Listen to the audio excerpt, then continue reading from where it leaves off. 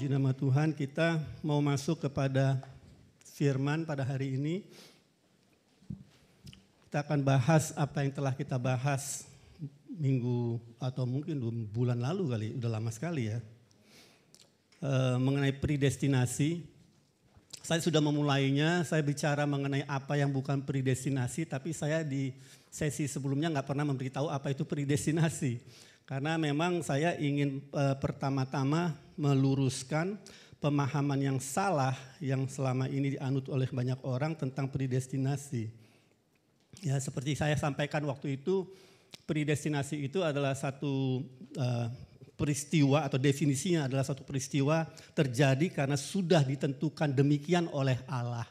Atau dalam bahasa sehari-harinya sudah ditakdirkan bahwa itu terjadi, maka itu terjadilah. Dan kita tidak punya kuasa untuk melakukan apa-apa mengenai hal itu karena sudah dipredestinasikan oleh Allah. Nah, ini merupakan pemahaman yang keliru, yang salah, dan sesungguhnya adalah pemahaman yang sangat bahaya.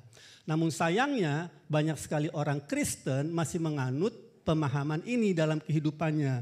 Jadi sehingga mereka hidupnya pasif, menerima apa saja yang terjadi dalam kehidupannya karena mereka menganggap sudah dipredestinasikan oleh Tuhan. Tuhan punya punya peran, punya andil atau menentukan segala sesuatu yang terjadi dalam kehidupan saya, jadi saya tidak bisa melawannya. Wah, itu sangat bahaya. Sangat bahaya karena kita tahu bahwa dalam hidup ini ada yang namanya pencuri. Pencuri datang untuk mencuri, membunuh, membinasakan. Kalau Anda mengira bahwa apa yang terjadi dalam hidupmu semua itu dari Allah, Anda akan mati lebih cepat dari seharusnya. Ini pernyataan yang keras, tapi saya menyatakannya dalam kasih karena saya peduli dan Tuhan juga peduli. Karena pemahaman itu telah memakan banyak korban. Ya. Nah, jadi itu sangat tidak alkitabiah karena Tuhan berkata tunduklah kepada Allah dan lawanlah iblis. Maka ia akan lari daripadamu. Lawanlah iblis itu bukan kita berantem perang sama iblis, tapi resisting dengan secara konsisten menolak dia kalau dia mau masuk ke dalam kehidupan kita. Jadi Tuhan itu tidak mempredestinasikan hal-hal seperti itu dalam kehidupan kita. Ada juga orang berpikir gempa bumi, COVID, krisis ekonomi, seolah-olah semua itu dipredestinasikan oleh Tuhan. Enggak begitu Bapak Ibu. Kalau kita baca 1 Yohanes 5 ayat 19 dikatakan seluruh bumi ini, seluruh dunia ini berada di bawah kuasa ya, itu enggak dikatakan sebagian. Pendidikan, pemerintahan, semua itu berada di bawah kuasa si jahat. Jadi kita harus hati-hati bahwa yang mengendalikan dunia ini ya ada kuasa kegelapan. Maka itu terjadi tsunami, gempa bumi dan segala macam. Itu bukan dipredestinasikan oleh Tuhan. Ya, jadi itu kita mesti mengerti dan juga kadang-kadang orang menyimpulkan juga hal-hal seperti itu dalam kehidupannya masing-masing. Termasuk perceraian, kematian dalam rumah tangga, kebangkrutan. Enggak begitu cara Tuhan bekerja. He is the author of life. Dia itu adalah sumber kehidupan, bukan sumber kehancuran, bukan sumber kematian. Kalau ada orang berpikir demikian, saya bingung. Pemahamannya itu datangnya dari mana? Ya, He is the author of life. Aku datang supaya kamu punya hidup dalam kelimpahan. Tetapi pencuri datang untuk mencuri, membunuh, membinasakan. Itu ayat sudah jelas-jelas di Alkitab. Anda gak usah ragu dan bimbang bertanya-tanya ke sana kemari. Ini Tuhan maksudnya ini atau bukan? Itu baik atau bukan? Kalau Anda gak tahu itu gak baik, tolak dalam nama Yesus. I resist it dalam nama Yesus. Jadi kita harus membiasakan diri dengan hal-hal seperti itu dalam kehidupan kita. Karena kita di dalam hidup ini, kita tidak hanya berhubungan dengan Tuhan, tapi ada musuh yang ingin menyerang kita. Kematian tidak datang dari Tuhan. Tidak dipredestinasikan oleh Tuhan. Tuhan gak menentukan orangnya akan mati hari ini, di tempat ini, dengan cara begini. He is the author of life. Dia itu adalah sumber kehidupan. Kenapa manusia mati? Ya memang maut, kematian sudah masuk ke dalam dunia ini dengan Adam Hawa berdosa. maka itu dosa masuk ke dalam dunia, dan karena dosa masuk, kematian pun ikut masuk. Kematian menyusul dosa, upah dosa adalah ya. Gampang kan kalau kita tahu Alkitab. Jadi ada orang meninggal, jangan bilang dipanggil Tuhan. Tuhan gak panggil kita untuk mati, maka itu Yesus datang supaya kamu punya hidup. Kalau dia meninggal, ya sudah meninggal, ya udah waktunya. Dia gak kuat untuk lagi hidup di dalam tubuhnya sekarang ini. Ya kita bersedih, tetapi kalau di dalam Tuhan, kita akan bersuka cita suatu saat nanti. Karena kita akan bertemu dengan dia lagi. Ini kenyataan Bapak Ibu, this is life. Gak usah dibuat begitu rumitnya, ini ada apa yang Alkitab ajarkan. Begitu juga dengan sorga dan neraka. Tuhan tidak pernah mempredestinasikan orang ini masuk sorga, orang ini masuk neraka. Orang Tuhan menghendaki tidak ada satupun orang binasa. Begitu besar kasih Allah akan dunia ini sehingga dia mengaruniakan anaknya yang tunggal supaya setiap orang yang percaya kepadanya tidak binasa. Semua orang percaya gak sama dia? Enggak. Kenapa? Semua orang punya pilihan. Pilihan itu diberikan Tuhan kepada setiap manusia. Everybody has the moral choice to choose. Semua orang mempunyai pilihan untuk memilih. It's a moral choice.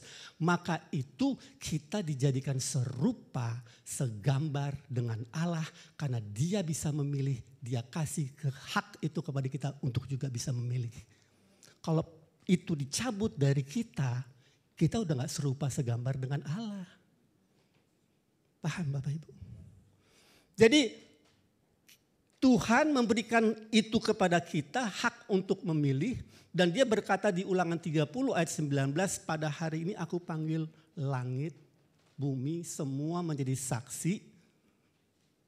Tuhan ingin memberitahu kepada kita, ini loh semua menyaksikannya.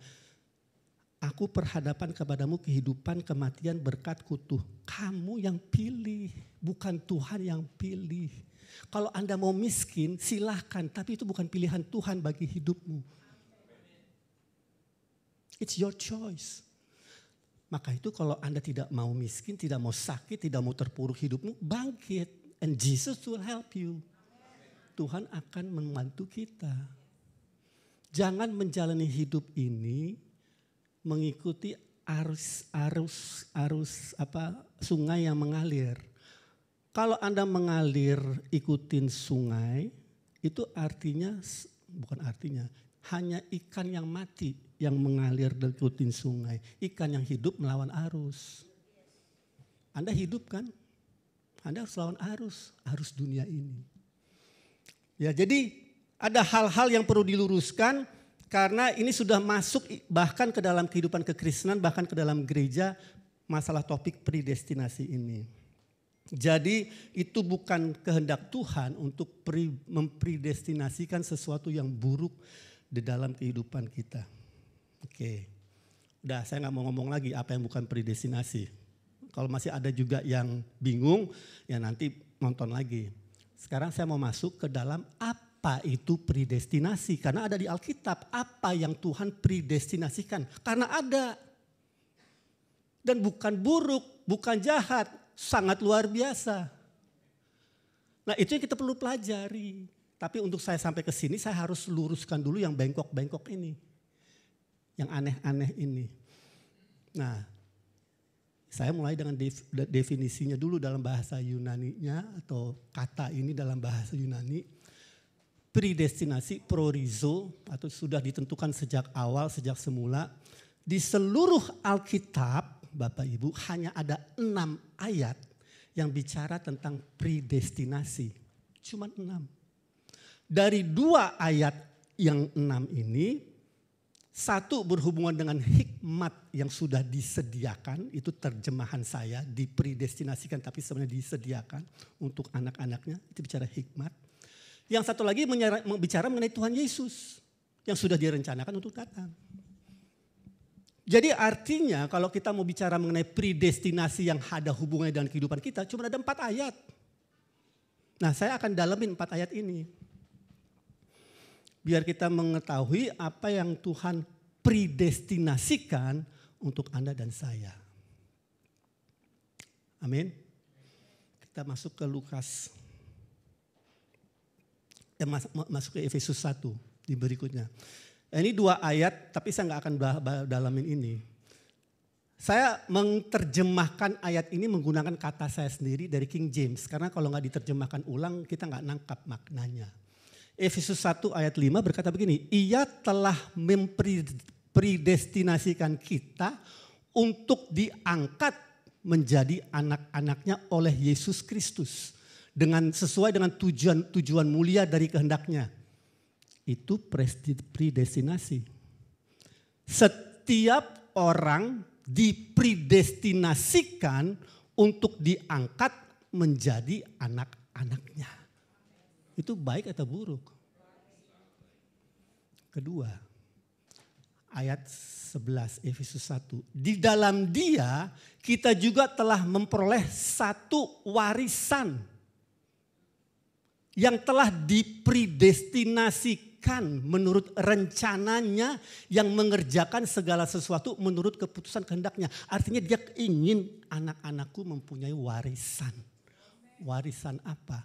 Warisan Anda, whatever Jesus has. Apapun yang Tuhan Yesus miliki, kamu miliki. Karena kita disebut ahli waris bersama dengan Yesus. Joint heirs. Itu baik atau buruk? Ini kita bicara predestinasi. Gak ada hubungannya dengan mati, nada neraka, sakit penyakit dan gempa bumi. Gak ada hubungannya. Paham? Nah ini ayat 2 ini bicara mengenai identitas. Identitasmu sebagai anak Allah sudah ditentukan, sudah direncanakan sejak awal oleh Tuhan. Dipredestinasikan. Karena kamu dipredestinasikan untuk menjadi anak Allah, kamu memiliki warisan. 2 ayat berikutnya saya akan bahas dari Roma 8, 28, 30. Karena kita akan bertanya-tanya, kalau itu dipredestinasikan, berarti semua orang dong yang lahir ke dunia ini akan menjadi anak-anak Allah. Berarti semua orang dong akan diselamatkan. Kan begitu pertanyaannya. Nah maka itu dijelaskan di Roma 8 ayat 28 sampai 30. Saya bacakan. Dan kita tahu segala sesuatu turut bekerja untuk mendatangkan kebaikan bagi mereka yang mengasihi Allah. Yaitu mereka yang terpanggil sesuai dengan rencana Allah. Sebab mereka yang dikenalnya dari semula telah ditentukan sejak awal dipredestinasikan. Untuk menjadi serupa dengan gambaran anaknya. Supaya ia menjadi yang sulung di antara banyak saudara. Apa bedanya ayat ini dengan ayat Efesus 1 ayat 5 anak-anak Allah. Itu bicara mengenai identitas. Ini bicara mengenai kehidupan yang Anda jalani. Your identity harus dikeluarkan menjadi kehidupan. Itu yang dimaksud dengan Roma 8 ayat 29. Jadi saya ulang ayat 29. Sebab mereka yang dikenal dari semula telah dipredestinasikan untuk menjadi serupa dengan gambaran anaknya supaya ia menjadi yang sulung di antara banyak saudara. Dan mereka yang ditentukannya dari semula atau dipredestinasikan, mereka juga yang dipanggilnya. Dan mereka yang dipanggilnya, mereka itu juga yang dibenarkannya. Dan mereka dibenarkannya, mereka itu juga yang dimuliakannya. Jadi Bapak Ibu dari 4 ayat ini predestinasi hanya bicara mengenai dipanggil menjadi anak-anak Allah dan diberikan warisan dan dijadikan serupa segambar dengan Yesus. Yang keempat bicara mengenai prosesnya. Bagaimana kita dipredestinasikan. Ayat 30 prosesnya. Mereka yang ditentukannya dari semula dipredestinasikan, mereka dipanggilnya. Dan mereka yang dipanggilnya, mereka juga itu dibenarkannya dan dimuliakannya. Orang yang dipanggil oleh Tuhan itu akan dibenarkan dan akan dimuliakan. Itu predestinasinya. Orang yang dipanggil Tuhan. Nah sekarang saya mau tanya, siapa yang dipanggil Tuhan? Apakah Tuhan manggil begini, ini kamu dipanggil, kamu saya panggil. Apakah begitu? Kalau Anda baca Roma 2 ayat 11, dikatakan God is no respecter of persons. Tuhan tidak pernah pandang bulu. Anda mau Billy Graham, Anda mau si pengemis di pinggir jalan, semua sama. Tuhan tidak pandang bulu. Kalau begitu siapa yang dipanggil, Pak? Kita baca ayatnya. Kita cari ayatnya. Coba baca Matius 22 ayat 14. Di situ dikatakan begini, banyak yang dipanggil tetapi sedikit yang dipilih. Banyak orang bilang, oh, itu kan gak semua orang dipanggil. Kan ayatnya bilang banyak. Alkitab mencatat banyak, bukan berarti gak semua orang. Itu hanya istilah saja. Karena kalau Anda tanya, kalau Alkitab katakan banyak yang dipanggil, berapa banyak? Saking banyaknya gak kehitung. Jadi berapa banyak? Ya semuanya. Itu maksudnya. Kenapa saya bisa berkata begitu? Karena ayat berikutnya, Kisah Para Rasul 17:30 sama 2 Petrus 3:9 mengkonfirmasikan pengertian saya itu. Dengan, saya bacakan Kisah Para Rasul 17:30. Dengan tidak memandang lagi zaman kebodohan, maka sekarang Allah memberitakan kepada manusia bahwa di mana-mana banyak orang yang harus bertobat apa semua? Harus bertobat.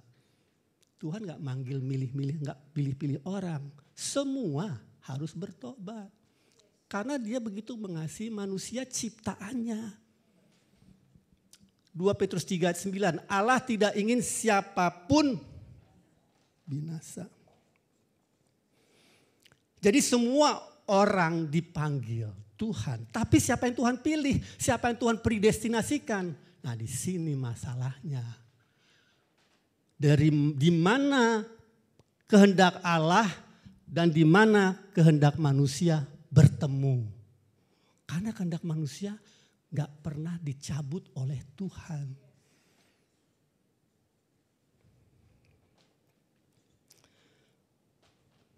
Nah sebelum saya menjelaskan, saya akan kasih slide berikut ini biar Bapak Ibu paham dengan istilah-istilah yang rumit yang ada di Alkitab. Di Alkitab ada yang ada tertulis Tuhan memanggil, calling. Kita sudah sepakat bahwa Tuhan memanggil semua orang. Kalau begitu siapa yang Tuhan pilih? Dari semua orang yang dipanggil, Tuhan memilih orang yang merespon panggilannya. Karena Anda punya kehendak bebas. Nangkap gak itu? Nanti saya akan kasihkan ilustrasi. Tuhan dia maha tahu. Dia sudah tahu siapa yang akan merespon panggilannya sebelum orang itu merespon. Karena dia Allah maha tahu. Jadi karena dia maha tahu, dia sudah tahu siapa akan memilih dia mempredestinasikan, membuat rencana untuk orang tersebut yang dia pilihnya. Nah jadi ilustrasinya seperti ini Bapak Ibu. Ilustrasi ini saya harap, saya berdoa Bapak Ibu gak lupa dan bisa menangkapnya. Jadi bayangkan di sini ada satu gerbang besar, pintunya terbuka atau mungkin gak pakai pintu. Gerbang besar terbuka dan di depan gerbang ini utusan-utusan Allah berdiri. Memanggil semua orang, masuk ke dalam gerbang ini. Tuhan mengasihimu, Tuhan mau memberikan kepadamu kehidupan yang baru. Yesus telah melunasi dosa-dosamu. Di pintu gerbang ditulis dipanggil. Semua orang yang melewat, melihat, dia dipanggil. Semua orang dipanggil. Tapi kan manusia punya kehendak bebas. Bisa memilih hidup, mati. Berkat, kutuk. Yes or no. Begitu dia melihat utusan-utusan Tuhan yang dikirim ke dalam kehidupannya. Ada yang merespon, oke deh aku mau. Dia masuk ke dalam gerbang itu. Begitu dia masuk ke pintu gerbang dia berbalik, dilihat di pintu gerbang baliknya ditulis dipilih. Paham? Anda memutuskan, Tuhan pilih. Tuhan sudah tahu pilihanmu karena Dia Allah. Maka itu Dia mengutus sebanyak orang ke dalam kehidupan saya dan Anda untuk membujuk, meyakinkan, come on in. Come in to the door of salvation. Masuk kepada pintu kehidupan itu. Itu tugas Anda dan saya. Itu hatinya Tuhan.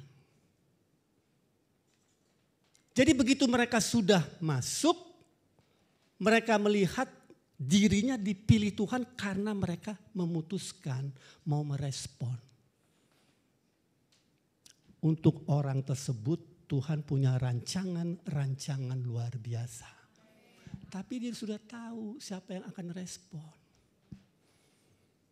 Nah itu yang dimaksud dengan proses daripada predestinasi itu. Jadi Tuhan telah menyediakan telah membuat rencana-rencana yang hebat bagi Anda dan saya. Dan dia menunggu respons kita terhadap apa yang Dia lontarkan kepada kita. Jadi predestinasi nggak ada hubungannya dengan kematian, neraka, pandemi, sakit penyakit, nggak ada. Bicara mengenai rencana Tuhan yang luar biasa untuk kehidupan kita. Nah, kita balik sekarang ke Roma 8 ayat 29. Sebab mereka yang dikenalnya dari semula telah ditentukan atau dipredestinasikan untuk menjadi serupa dengan gambaran anaknya. Serupa dengan Tuhan Yesus Kristus. Wow, waktu saya baca ayat ini saya renungkan. Wow, Tuhan punya rancangan itu ajaib dan luar biasa. Nah, saya akan jelaskan seperti ini. Waktu Adam dan Hawa diciptakan, dia diciptakan serupa dan segambar dengan Allah. Adam dan Hawa merupakan the image bearer of God. Dia yang memikul, mengenakan rupa wujud Allah di bumi ini. Karena Allah ingin menyatakan dirinya lewat ciptaannya, lewat manusia di mukanya istilahnya. Ditaruh kepada manusia, kamu serupa dengan gambar dengan saya, Adam dan Hawa berkuasalah di bumi. Jadi orang kalau melihat Adam dan Hawa, mereka melihat Allah. Mereka adalah perwakilan Allah di bumi. Dan mereka jatuh ke dalam dosa. Rusak image-nya Allah.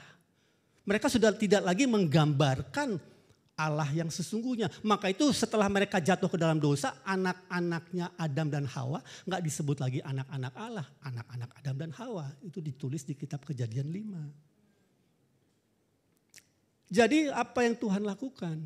Tuhan tahu segala sesuatu akan terjadi. Jadi sebelum itu terjadi, Dia mengutus Yesus untuk menjadi manusia. Datang ke bumi ini untuk merestorasi sehingga manusia tetap bisa mencerminkan rupa dan gambar Allah. Itulah pribadi Yesus. Maka itu Yesus di Ibrani 1 ayat 3 dikatakan Dia merupakan gambar wujud Allah. Yesus itu adalah selfie-nya Allah. Melihat Yesus, melihat Allah. Sekarang Yesus di mana? Gak ada di sini Bapak Ibu.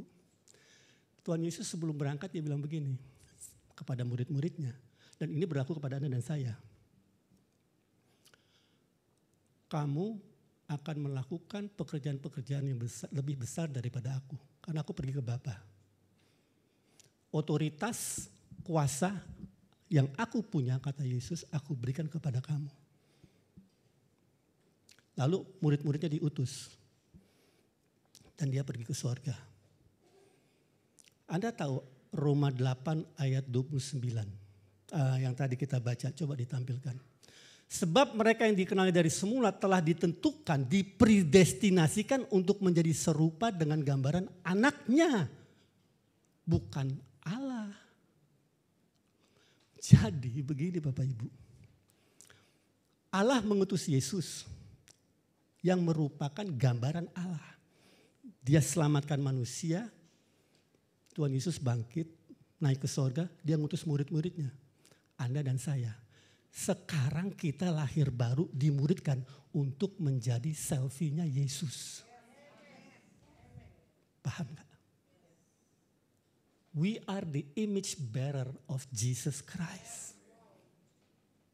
Kitalah yang memikul image, rupa dan gambar Yesus di muka bumi ini. Sehingga mereka kalau melihat kita, mereka melihat Yesus.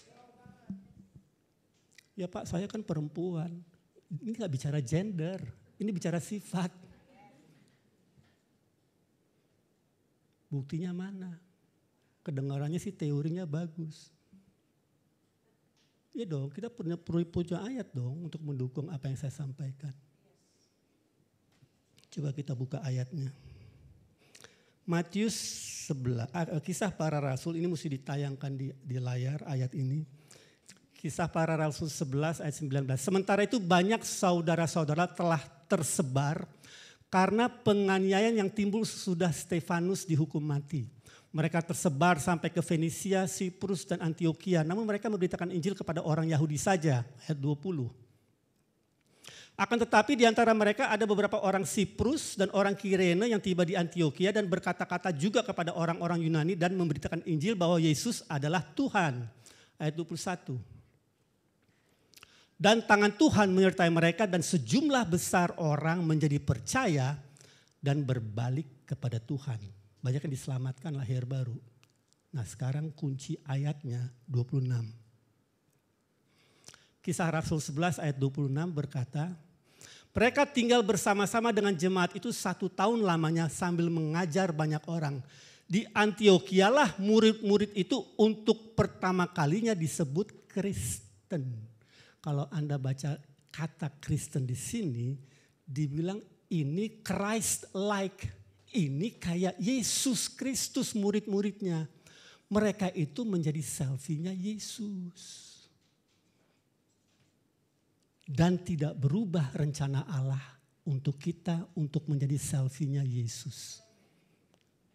Kita Kristen bukan karena kita ke gereja. Bukan karena kita pakai salib. Kita Kristen seperti yang disebut Alkitab karena kita mencerminkan Kristus.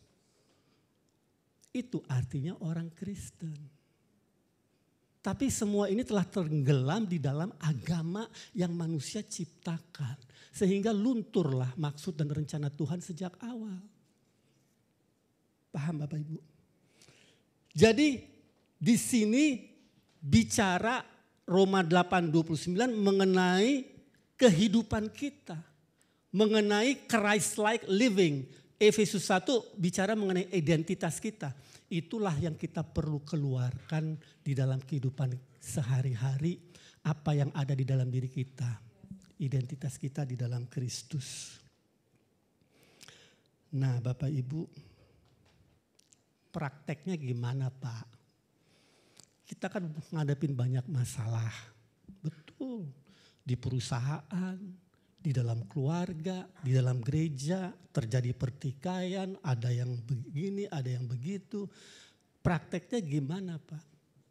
Prakteknya Tuhan berjanji di Roma 8 ayat 28. Coba tayangkan tadi. Segala sesuatu turut bekerja untuk mendatangkan kebaikan bagi mereka yang mengasihi Allah, yaitu mereka yang terpanggil sesuai dengan rencana Allah. Segala sesuatu itu belum tentu baik. Segala sesuatu itu belum tentu dari Tuhan.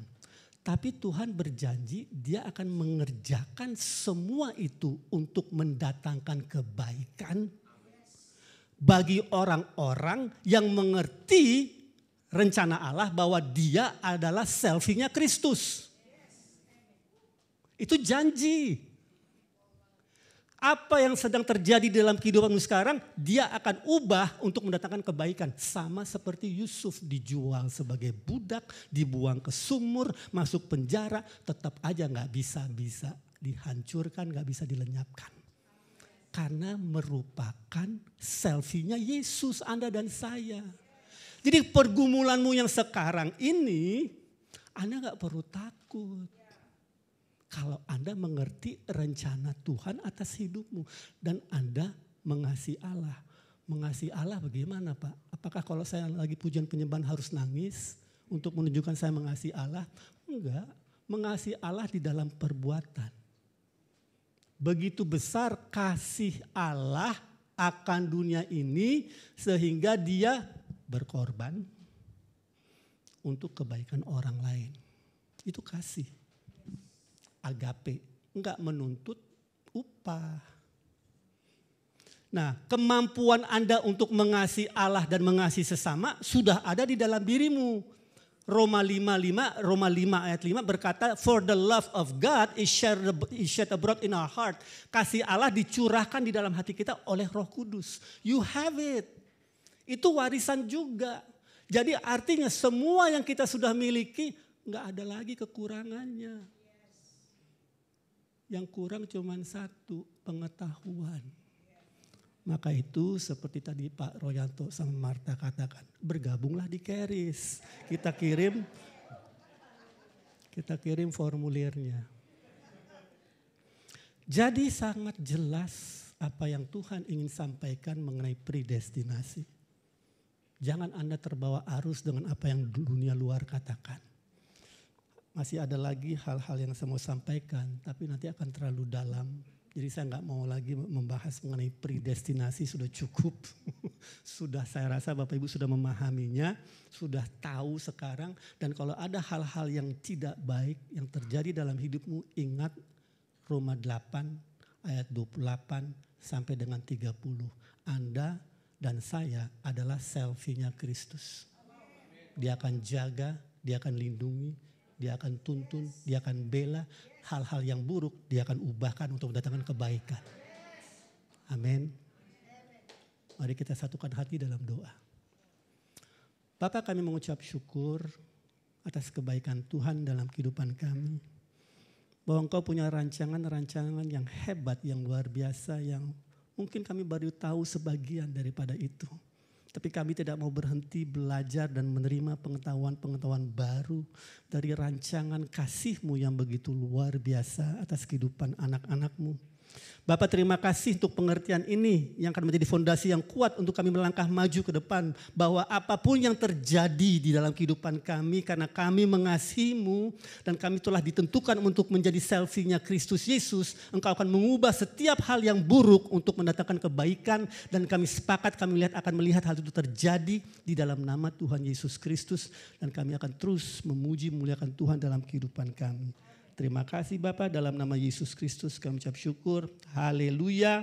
Amin. Terima kasih Pak Irwan untuk kebenaran firman Tuhan yang sudah disampaikan. Saya percaya kita semua mendapatkan satu kebenaran firman Tuhan yang memerdekakan kita. Amin. Charis Bible College Jakarta sudah membuka pendaftaran murid angkatan ke-7 tahun 2023. Bapak Ibu yang ingin mendapatkan informasi lengkap mengenai Charis Bible College dan juga untuk formulir pendaftarannya dapat membuka website kami di charisindonesia.org. Kami mengucapkan terima kasih kepada seluruh partner yang telah mendukung pelayanan Charis Bible College Jakarta. Dan pada kesempatan ini kami juga mengundang bagi Bapak Ibu yang ingin memberkati pelayanan ini, Bapak Ibu dapat mentransfer ke nomor rekening yang tertera di layar. Saya bagikan satu ayat bagi kita, terambil dari Matius 28 ayat 19 sampai 20. Karena itu pergilah, jadikanlah semua bangsa muridku, dan baptislah mereka dalam nama Bapa dan Anak dan Roh Kudus. Dan ajarlah mereka melakukan segala sesuatu yang telah kuperintahkan kepadamu. Dan ketahuilah, aku menyertai kamu senantiasa sampai kepada akhir zaman. Jadi benih yang Bapak Ibu tabur dalam pelayanan ini itu dipergunakan untuk memperluas kerajaan Allah, untuk melaksanakan amanat agung yang Tuhan Yesus sudah berikan buat kita. Menyebarkan kebenaran untuk memerdekakan banyak orang, juga mengajarkan murid dengan kebenaran firman Tuhan supaya mereka semua terus bertumbuh. Dan kita percaya bahwa setiap benih yang kita tabur akan mendapat tuai yang berlipat kali ganda. Terpujilah nama Tuhan, mari kita bersatu di dalam doa. Bapa yang baik, Bapa yang kami kenal di dalam nama Yesus Kristus, terima kasih Tuhan, kami mengucap syukur untuk setiap kebenaran firman-Mu yang ditaburkan buat kami hari ini. Kami percaya Tuhan, kebenaran firman-Mu kami tabur di tanah hati kami yang subur, supaya itu menjadi bertumbuh dan berbuah dalam kehidupan kami. Kami berdoa untuk seluruh partner yang telah mendukung pelayanan ini Bapa, dimanapun mereka berada. Engkau yang terus menjagai mereka, menyertai mereka, kesehatan sempurna, kehidupan yang berkelimpahan di dalam Engkau terus Engkau berikan buat mereka. Kami mengucap syukur Tuhan, di dalam nama Yesus Kristus kami berdoa. Amin. Acara Charis Devotion telah selesai, Tuhan Yesus memberkati.